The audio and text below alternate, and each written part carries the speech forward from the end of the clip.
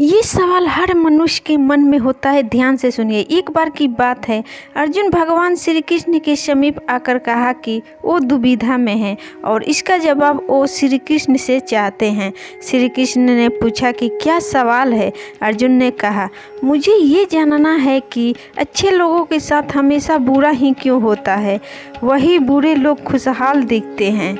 अर्जुन के मुंह से ऐसी बातें सुनकर श्री कृष्ण मुस्कुराए और कहा, मनुष्य जैसा सोचता है और महसूस करता है वैसा कुछ नहीं होता है, बल्कि अज्ञानता की वजह से वो सच्चाई नहीं समझ पाता। अर्जुन उनकी ये बात समझ नहीं पाए। इसके बाद श्री कृष्ण ने एक कहानी के माध्यम से बहुत अच्छे तरीके से बताते हुए कहा, हर प्राणी को उसके कर्मों के हिसाब से ही फल मिलता है। एक नगर में दो पुरुष रहा करते थे। एक पुरुष व्यापारी था जिसके जीवन में धर्म की बहुत महानता थी। वो पूजा पाठ में यकीन रखता था। वो हर रोज़ मंदिर जाता था और दान धर्म भी करता था और हर रोज़ भगवान की पूजा करता था। वही दूसरा पुरुष बिल्कुल विपरीत था। वो हर रोज़ मंदिर तो जाता था लेकिन पूजा करने के लिए नहीं, बल्कि मंदिर के बाहर से जूते चप्पल चुराने के लिए। उसे दान और धर्म से कोई लेना देना नहीं था। समय बीतता गया और एक दिन बहुत जोर की बारिश हो रही थी। इस वजह से मंदिर में पुजारी के अलावा कोई नहीं था।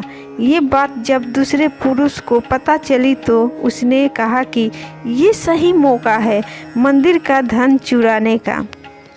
पंडित से नज़र बचाकर उसने मंदिर का सारा धन चुरा लिया।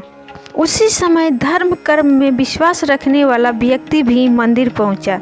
दुर्भाग्य से मंदिर के पुजारी ने उसे ही चोर समझ लिया और चिल्लाने लगे। वहां लोग एकत्र हो गए और उसे बहुत मारा। किसी तरह वो बचते बचाते वहां से निकला तो दुर्भाग्य ने उसका साथ वहां भी नहीं छोड़ा।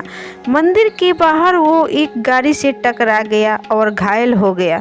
फिर वो व्यापारी लंगड़ाते हुए घर जाने लगा तो रास्ते में उसकी मुलाकात उस पुरुष से हुई जिसने मंदिर से धन चुराया था। उसने कहा, आज तो मेरी किस्मत चमक गई, एक साथ इतना सारा धन मिल गया।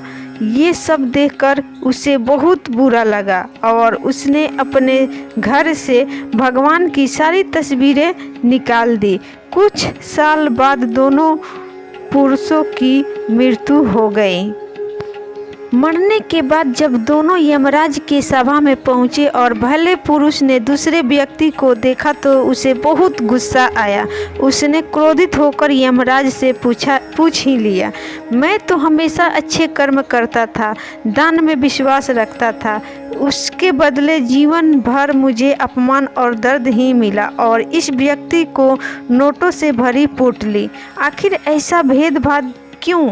इस पर यमराज ने कहा, पुत्र तुम गलत समझ रहे हो।